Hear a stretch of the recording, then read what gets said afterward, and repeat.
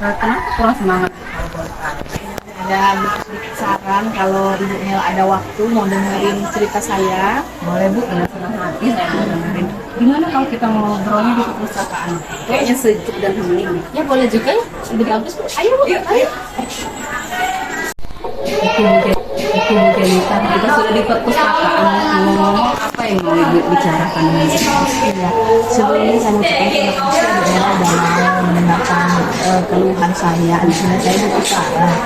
Begini loh Bu Nela ya, ketika pembelajaran di kelas itu ya, pelajaran bahasa Inggris khususnya materi naratif teks itu, saya merasa anak saya itu kurang fokus dan antusias pada saat pembelajaran. Nah, setelah saya memberikan tes formatif, hal ini dibuktikan dengan nilai di mana nilai siswa-siswa itu sangat rendah. Itu Bu Nela. Jadi menurut Ibu setelah diberikan tes formatif pada materi teks narasi, nilai peserta didik jadi tetap menurun. Iya, seperti itu Bu. Iya Bu, jadi saya merasa tuh anak-anak saya itu kurang paham mengenai materi naratif teks tersebut. Oke Bu Janita, karena waktu kita ngobrol pendek nih, karena Ibu dan saya ada jam mengajar, kira-kira apa yang Ibu ingin dapatkan dari hasil kita ngobrol hari ini? Iya Bu, saya sih berharapnya dengan obrolan kita ini saya mendapatkan solusi bagaimana caranya supaya anak saya di kelas itu bisa fokus dan bersemangat, antusias gitu ya dalam pembelajaran bahasa Inggris khususnya teks naratif, dengan harapan nanti nilai mereka itu juga bisa lebih baik lagi. Oke, berarti obrolan kita ini mencari solusi bagaimana biar anak fokus dan antusias dalam pelajaran tentang teks narasi ya Bu?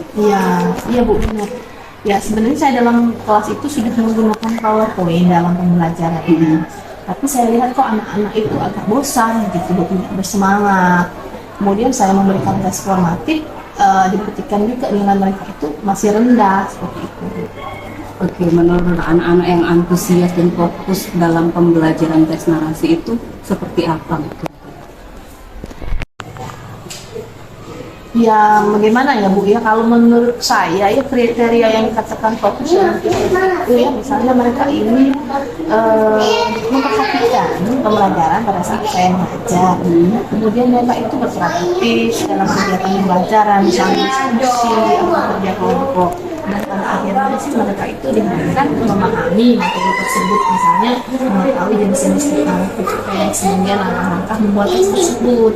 Oh, jadi begitu ya Bu, kriteria murid yang antusias dan fokus menurut Bu Janita. Iya, seperti itu sih idealnya. Iya.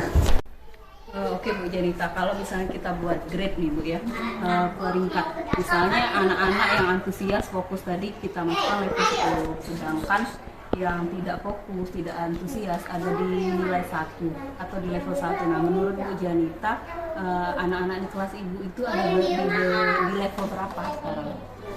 Kalau saya amati sih Bu ya, berdasarkan hasil pengamatan saya, rata-rata anak-anak ini berada di level 5. Tapi ada juga beberapa siswa itu yang fokus, antusias dan memahami materi teks naratif. Ada juga yang sama sekali tidak fokus dan antusias memahami materi teks naratif, karena mereka tidak memahami teks tersebut. Jadi kalau saya bilang di rata-rata, mereka ini berada di level 5. Oh, jadi ada di level 5 ya Bu. Nah menurut Ibu ada kemungkinan nggak yang ada di level 5 itu bisa naik ke level 10? Ya kalau menurut saya sih bisa saja ya naik ke level 10, tapi menurut saya fokus dan antusiasnya ini harus dinaikkan dulu ke level 8 karena ini butuh proses. 10 itu pemahaman terhadap materi dan level 8 itu untuk fokus dan antusiasnya. Nah menurut Bu Janita, bagaimana upaya Ibu untuk meningkatkan agar anak-anak yang di kelas 11 itu berada di level yang sesuai dengan kriteria Bu Janita? Jadi saya sempat mau bingung ya mau apa begini, tapi saya sempat terpikir itu bagaimana kalau saya menggunakan pembelajaran berdiferensiasi ya sesuai kebutuhan siswa seperti yang saya lihat pada saat Ibu Nel praktik kemarin. Oh itu bagus Bu, berarti Ibu langsung menerapkan implementasi dari kurikulum mereka. Nah bagaimana dengan rencana aksinya Bu Janita?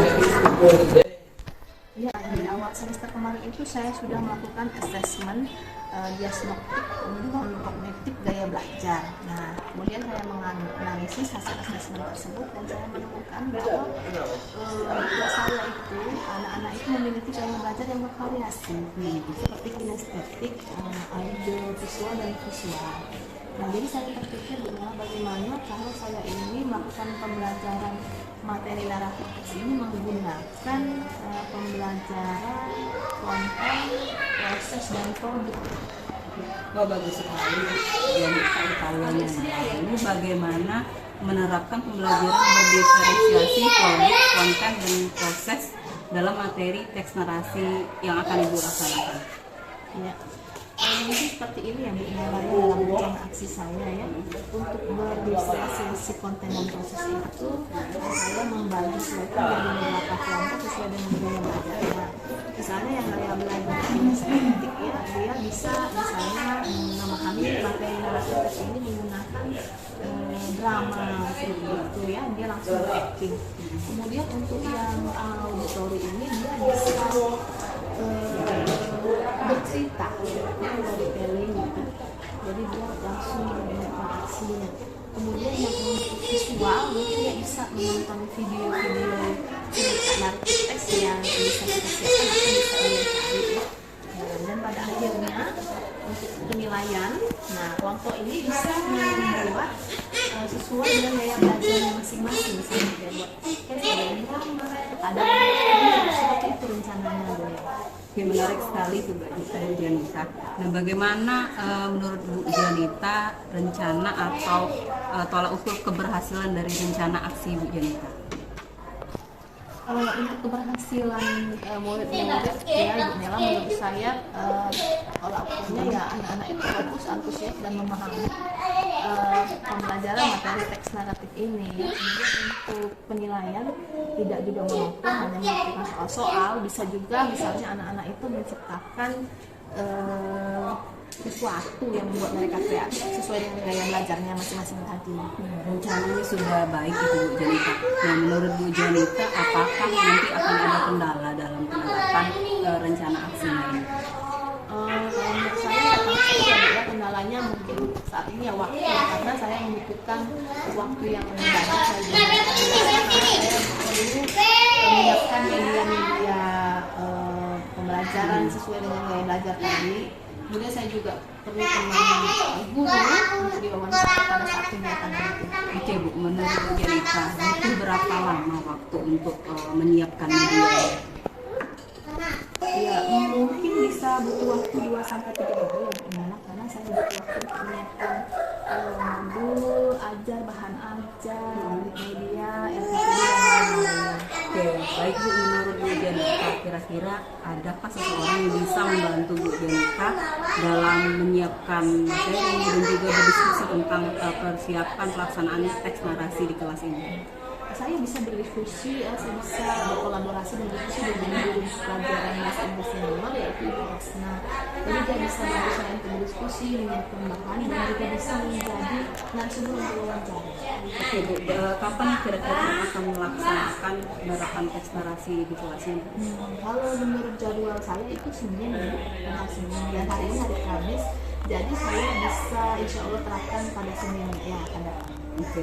Nah, kita sudah ngobrol nih Bu ya. Menurut Bu Janita, apa saja yang kita dapat selama sesi ngobrol ini? Ya, di awal-awal obrolan kita saya bingung ya Bu Nela, mengapa siswa saya pada pembelajaran bahasa Inggris teks naratif ini tidak fokus, tidak antusias, dan bahkan nilai-nilai jelek. Kemudian setelah kita diskusi ya, kita ngobrol, dan saya mendapatkan solusi bahwa kita bisa menggunakan pembelajaran dan diferensiasi sesuai dengan gaya belajar. Kemudian saya juga bisa berkolaborasi dengan guru bahasa Inggris senior ya Ibu Hasna untuk membantu saya. Jadi ini sesuai dengan tujuan di obrolan kita pertama tadi Bu Nela. Alhamdulillah, berarti sudah ketemu solusinya ya Bu ya. Tetap semangat dan terus belajar ya Bu ya.